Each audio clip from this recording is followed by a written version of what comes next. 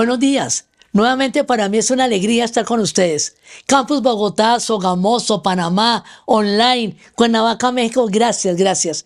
Y como siempre, si hay alguien que no pertenece a esos campos pero está conectado, siéntase muy bienvenido a esta su iglesia Local Church. Hoy terminamos la cuarta charla de nuestra serie La verdad sobre la Navidad. Y hoy vamos a hablar entonces sobre el verdadero nacimiento de Jesús. El nacimiento de Jesús cumplió más de 300 profecías en el Antiguo Testamento.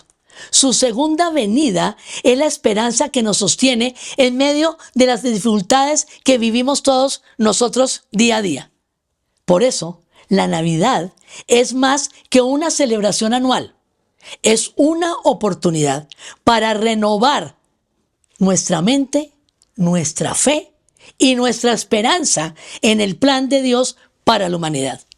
La Navidad no es solamente un acontecimiento histórico, sino una manifestación de la promesa divina dada por Dios en Génesis 3:15. La esperanza nacida en un establo hace siglos sigue resonando hoy. Señor, una vez más, gracias por este momento.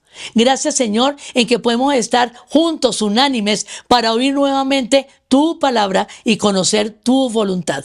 Señor, gracias porque tú voluntariamente naciste para ser la solución del Padre para nuestro pecado y así darnos salvación y vida eterna. Te amamos, Jesús. En el nombre de Jesús, amén y amén. Vamos a estar en el capítulo 2 del Evangelio de Lucas. Y vamos a aprender, espero, muchas cosas. Lo voy a leer en la Nueva Versión Internacional. Lucas 2, vamos a leer Lucas 2, del 1 al 7. Por aquellos días, Augusto César decretó que se levantara un censo en todo el Imperio Romano. Este primer censo se efectuó cuando Cirineo gobernaba en Siria. Así que iban todos a inscribirse cada cual a su propio pueblo.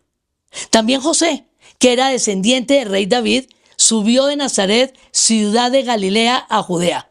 Fue a Belén, la ciudad de David, para inscribirse junto con María, su esposa. Ella se encontraba encinta y mientras estaba allí se le cumplió el tiempo. Así que dio a luz a su hijo primogénito, lo envolvió en pañales y lo acostó en un pesebre, porque no había lugar para ellos en la posada. La enseñanza de hoy la vamos a hacer por capítulos. Son 5 o 6. No se preocupen, no están largos, son muy cortos. Capítulo 1. Veamos el tiempo en que nació Jesús. Él nació cuando el Imperio Romano se extendía como nunca lo estuvo antes o después. Por eso este imperio se le llamaba, abro comillas, toda la tierra habitada, cierro comillas. Pero nació también cuando Judea era una provincia tributaria del imperio, lo cual se hace evidente por el hecho mismo que el censo se llevaba a cabo en esa región, como ya lo leímos. Pero otra circunstancia que vale la pena tener en cuenta es que en ese tiempo el Imperio Romano gozaba de una paz universal y era el tiempo propicio para que naciera el príncipe de paz. Vamos al capítulo 2. El lugar en que nació el Salvador está explícito en el texto. Es Belén. Repito el versículo 4. También José, que era descendiente del rey David, subió de Nazaret, ciudad de Galilea, a Judea. Fue a Belén, la ciudad de David. Conforme está profetizado, leámoslo en Miqueas 5:2. Pero de ti, Belén Efrata, pequeña entre los clanes de Judá, saldrá el que gobernará a Israel. Sus orígenes se remontarán hasta los tiempos inmemorables. Juan, el evangelista Juan, también nos ayuda aquí. Juan 7:42. ¿Acaso no dice la Escritura que el Cristo vendrá de la descendencia de David y de Belén, el pueblo donde era David? Belén era la ciudad de David porque obviamente él había nacido allí. Y era conveniente que el Mesías naciera en ese lugar para ser no rey, sino pastor, tipo del buen pastor que da su vida por las ovejas, como lo dice Juan 10:11. Ya sea que el emperador ordenara este censo por orgullo personal o por política simplemente administrativa, lo cierto es que todo funcionó bajo el control de Dios para los fines que él tenía previstos. Y este va a ser el tercer capítulo. Por este motivo, fue llevada a Belén desde la distante Nazaret la Virgen María, montada en un burro, con las incomodidades del viaje, por ser José y con toda la probabilidad, ella también, de la casa de la familia de David. También se mostraba que Jesús nace bajo la ley. Gálatas 4:4. Pero cuando se cumplió el plazo, Dios envió a su Hijo, nacido de una mujer, nacido bajo la ley. Tan pronto como Jesús nació, fue súbdito legal del Imperio Romano y estuvo bajo la ley. Y en esta ocasión fue llevado a la inscripción, cada uno a su pueblo. Capítulo 4. Veamos las circunstancias de su nacimiento conforme a su humillación. Filipenses 2, 6, 7. Quien siendo por naturaleza Dios, no consideró el ser igual a Dios como algo a que aferrarse. Por el contrario, se rebajó voluntariamente, tomando la naturaleza de siervo y haciéndose semejante a los seres humanos. Así como decía mi esposo el pastor Mario, si la Biblia es suya, subraye voluntariamente. Porque, iglesia, es muy importante entender que Jesús, el Hijo, la segunda persona de la Trinidad, voluntariamente se hizo hombre para salvar a los hombres. Dios el Padre, primera persona de la Trinidad, no lo mandó a que muriera por nosotros. Dios no dijo, ahí les mando a Jesús para que muera por ustedes. No, Dios no mató a Jesús. Salgamos de dudas leyendo Juan 10, 17, 18, que es un pasaje que nos revela que por su propia voluntad, la de Jesús, es que Él muere por todos nosotros. Leámoslo. Por eso me ama el Padre, porque entrego mi vida para volver a recibirla. Nadie me la arrebata, sino que yo la entrego por mi propia voluntad. Tengo autoridad para entregarla y tengo también autoridad para volverla a recibir. Ese es el mandato que recibí de mi Padre. Y este pasaje tiene su total aplicación cuando conmemoramos la Semana Santa. Es algo que es muy importante, interesante y profundo estudiarlo. Aclarado lo anterior, regresamos a Lucas 2:7. Así que dio a luz a su hijo primogénito, lo envolvió en pañales y lo acostó en un pesebre, porque no había lugar para ellos en la posada. Para José y María, Jesús es su hijo primogénito, aunque para José es su hijo adoptivo. Primogénito porque después tuvieron más hijos. Eso nos lo enseña Mateo 13, 54, 56. Al llegar a su tierra, comenzó a enseñar a la gente en la sinagoga. ¿De dónde sacó tal sabiduría y tales poderes milagrosos? Decían maravillados. ¿No es acaso el hijo del carpintero? ¿No se llama María, su madre María? ¿Y no son sus hermanos Jacobo, José, Simón y Judas? ¿No están con nosotros también todas sus hermanas? Así que, ¿de dónde sacó todas esas cosas? Para Dios el Padre, Jesús es su Hijo amado unigénito. Y Él lo dijo una vez que Jesús sale del agua cuando es bautizado. Mateo 3:17. Y una voz del cielo decía, este es mi Hijo amado, estoy muy complacido en Él. A pesar de que Jesús es primogénito, pequeño era su honor humano y mínima la herencia terrenal, porque nace de una pobre y sencilla mujer que toda su herencia estaba en lo que iba a nacer de ella. Jesús pasó por los cuidados comunes de todo recién nacido. Lo tuvieron que envolver en pañales, como cualquiera que nace, incapaz de poderse desenvolver por sí mismo, aunque Él era el creador del universo y quien lo mantiene unido por el poder de su palabra. Pero pasó también por situaciones que no son comunes, sino propias de Él. ¿Por qué?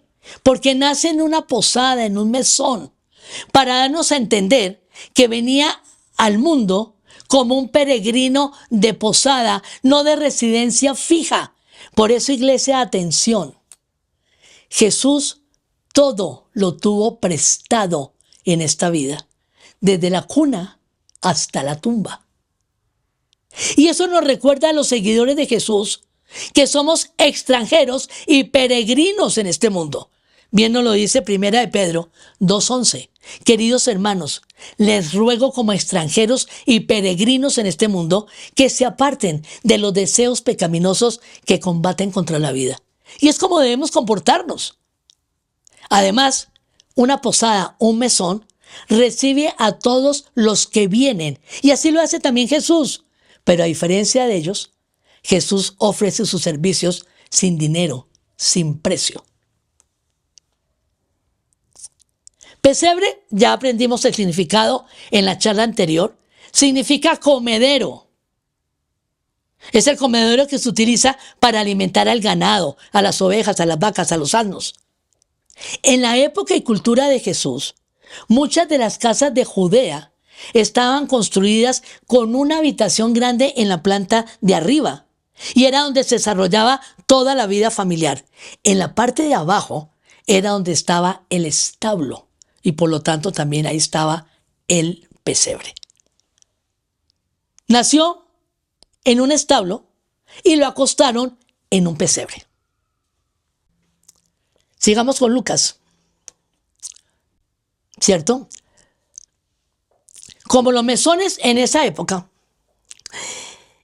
eran pequeños, eran casas no muy grandes, no es extraño que se diga que no había lugar para ellos. Pero no podemos exagerar en mal sentido lo de para ellos. No es que no quisieron dar la habitación, no es que fueron discriminados, no. Es que sencillamente no había disponibilidad. Y con este término yo quiero hacer algunas consideraciones. Al nacer en una posada indica la pobreza de José y María.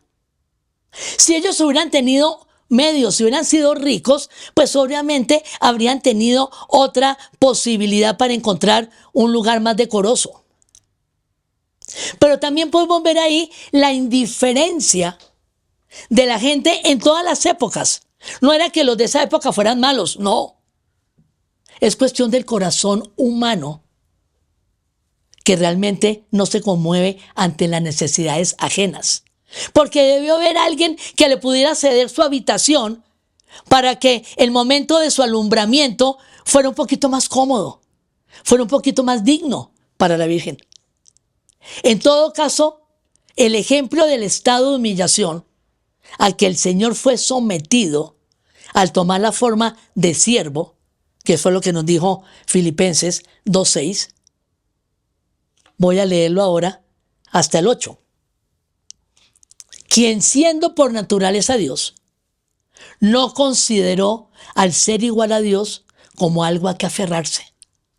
Por el contrario, se rebajó voluntariamente tomando la naturaleza de siervo y haciéndose semejante a los seres humanos. Y al manifestarse como hombre, hago paréntesis, al nacer, cierro paréntesis, se humilló a sí mismo y se hizo obediente hasta la muerte y muerte de cruz. Pero sigamos con el pasaje de Lucas. Voy a leer del 8 al 12. Estoy en el capítulo 2. En esa misma región, habían unos pastores que pasaban la noche en el campo, turnándose para cuidar los rebaños.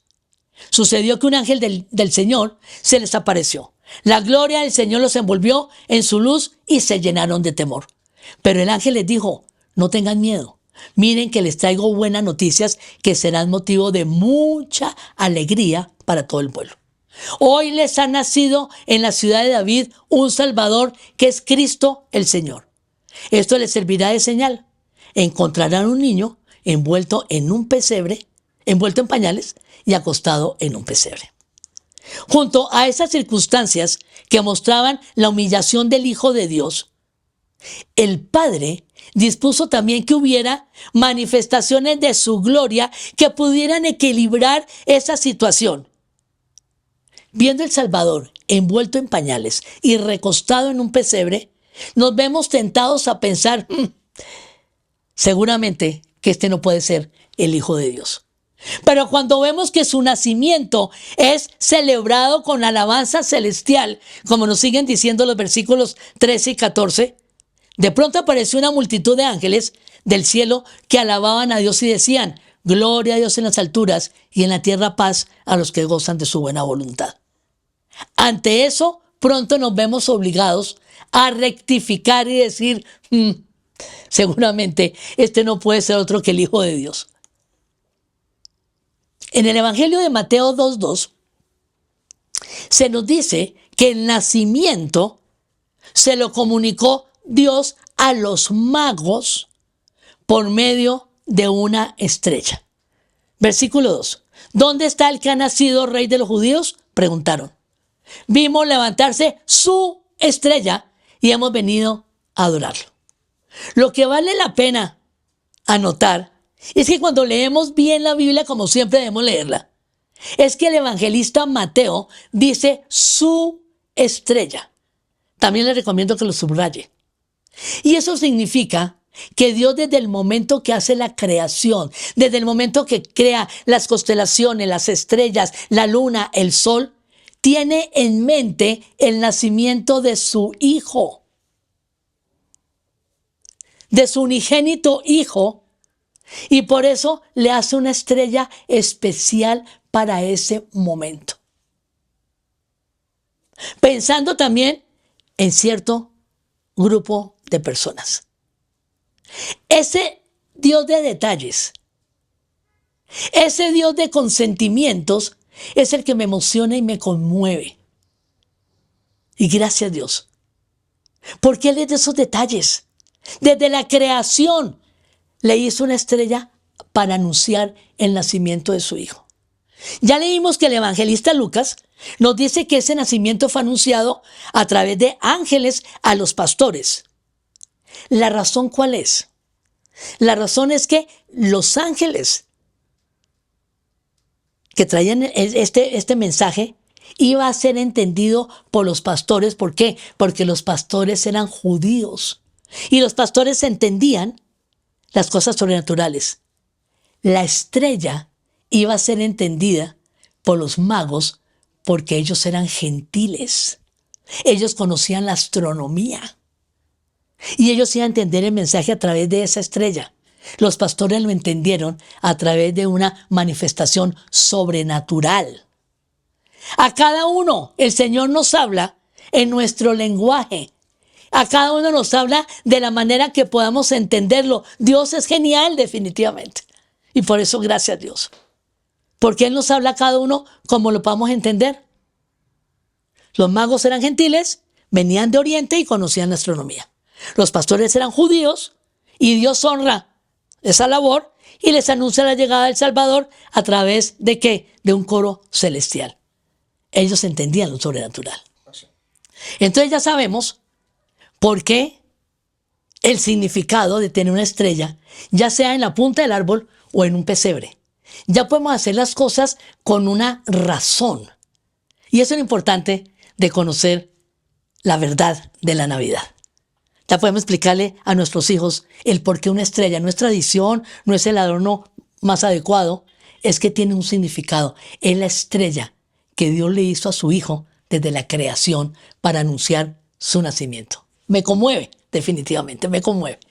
Recapitulo entonces. Capítulo 1.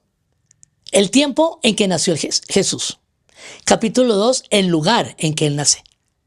Capítulo 3, circunstancias de su nacimiento. Ahora entonces vamos al capítulo 4. Ha sido rápido, ¿verdad?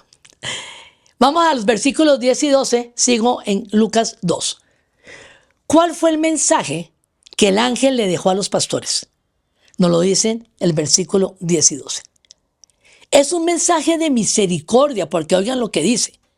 Pero el ángel les dijo, no tengan miedo. Miren que les traigo buenas noticias que será motivo de mucha alegría para todo el pueblo. Hoy les ha nacido en la ciudad de David un Salvador que es Cristo el Señor. Esto les servirá de señal. Encontrarán a un niño envuelto en pañales y acostado en un pesebre. Hoy les ha nacido. Es como si dijera, el Salvador ha nacido en este día y es cosa de gran alegría para todo el pueblo. Por favor, avísenlo. Por favor, comuníquenlo. Ha nacido en el lugar que había sido profetizado, en la ciudad de David. Les ha nacido, es decir, ha nacido para ustedes. Como nos dice Isaías 9:6, porque nos ha nacido un niño. Jesús vino para ayudarnos a nosotros, no nosotros a Él. Él vino para servirnos a nosotros, no nosotros a Él. Por eso Él, claro, Él dice, yo no vine para ser servido, sino para servir. Él vino a ser ayudante nuestro. Él vino a ser nuestra mano derecha. Vino a servirnos. Y eso tenemos que tenerlo en cuenta. El ángel entonces les da una señal concreta, directa, donde van a encontrar a ese Salvador. Vamos al capítulo 5 ya, y leemos el versículo 15. Cuando los ángeles se fueron al cielo, los pastores se dijeron unos a otros, vamos a Belén a ver esto que ha pasado y que el Señor nos da a conocer. Los pastores no perdieron tiempo, sino que por el contrario, el versículo 16 nos dice, salieron con prisa y cuando llegaron al lugar encontraron a María y a José y al niño que estaba efectivamente acostado en el pesebre. La pobreza de la familia y la mala condición del lugar no fueron ningún impedimento para que ellos pudieran reconocer a aquel niño como el Señor. Y ya termino con el capítulo 6. ¿Cuál fue el interés que los pastores tuvieron para divulgar las buenas nuevas? Siguiente versículo, el 17. Cuando vieron al niño, contaron lo que les había dicho acerca de él. Seguramente que los pastores no solo le contaron lo de los ángeles, todo lo que estos ángeles le habían dicho, sino que también conversarían con María y con José acerca de este recién nacido que era el Salvador, Jesús, el Señor, que venía a traer paz en la tierra. Y eso se lo dirían a todos los familiares y a todos los conocidos. Ya en el versículo 18 el evangelista Lucas nos relata la reacción que tuvo esta noticia. Yo voy a leer lo que dice el texto porque no podemos especular las reacciones. Y dice, y cuantos lo oyeron se asombraron de lo que los pastores decían. ¿Qué hicieron con esa noticia la gente que lo oyó? Porque dice que se asombraron. ¿Por qué se asombraron? Por ejemplo, la Virgen María hizo uso de la noticia como un material personal de meditación para ella. Versículo 19. María, por su parte, guardaba todas estas cosas en su corazón y meditaba acerca de ellas.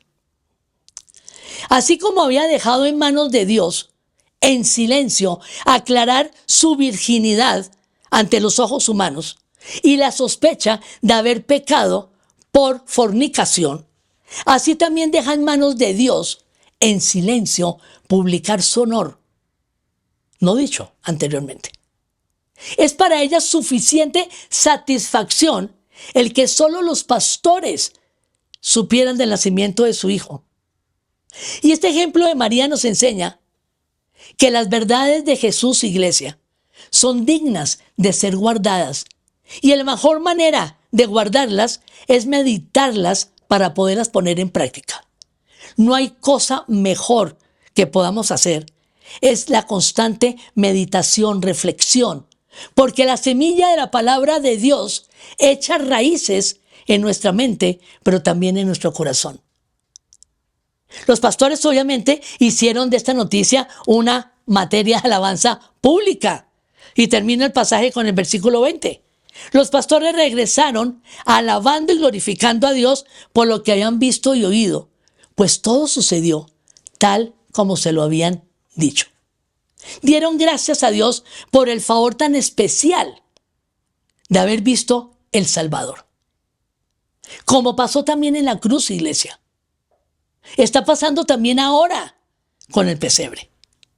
Fue para algunos locura y escándalo, pero para otros, como estos pastores, vieron en él poder de Dios y sabiduría de Dios. Iglesia, la Navidad es una celebración absolutamente cristiana. Y el propósito de la Navidad, espero que haya quedado claro, es recordar a Jesús. Por lo tanto, apartemos este tiempo del año para recordar de una manera especial a aquella familia que no encontró lugar en la posada. El deseo de Local Church, nuestra iglesia, es que lo aprendido en esta serie sobre la verdad de la Navidad renueve nuestra mente y nuestra fe, y que lo que compartamos este 24 de diciembre sea el regalo de amor que recibimos de Jesús. Una vez más, Señor, te damos gracias. Gracias, Señor, porque tú eres sin igual, tú eres único, tú eres tan especial. Señor, gracias por habernos enseñado de tu nacimiento en estas condiciones, en ese lugar, de esa manera, para que entendamos que es tu humildad, que es tu humillación, que te volviste hombre siendo Dios para salvarnos a nosotros. Señor, gracias por ese misterio maravilloso de nuestra fe, que nuestra mente no podrá entender. Cómo tú, siendo Dios, te vuelves igual que nosotros. Y te damos gracias por eso. Gracias por tu misericordia, por tu amor, porque no había otra forma de podernos salvar y recibir perdón de pecados. Señor, te lo agradecemos con todo el corazón. Y por eso te llevamos en nuestro corazón. Por eso te amamos. Por eso queremos permanecer siempre contigo. Una vez más, Señor, gracias. En el nombre de Jesús. Amén y amén. Toma agüita para hacer los takeaways. Estamos en Local Church. Primer takeaway. Jesús voluntariamente aceptó el mandamiento del Padre de hacerse hombre, nacido de una mujer y ser acostado en un pesebre. Su venida, segunda, su venida en ese estado de humillación se equilibró con la majestuosidad de su anuncio para los judíos a través de la multitud de ángeles en el cielo alabando su nombre. Para los gentiles a través de su estrella. Tercero, no volvamos a olvidar, iglesia, que la Navidad es más que una celebración anual. La Navidad es una oportunidad para renovar nuestra mente, nuestra esperanza en el plan de Dios que tiene para toda la humanidad. Los quiero. Dios los siga bendiciendo. Y para todos, desde el fondo de mi corazón, feliz, feliz Navidad.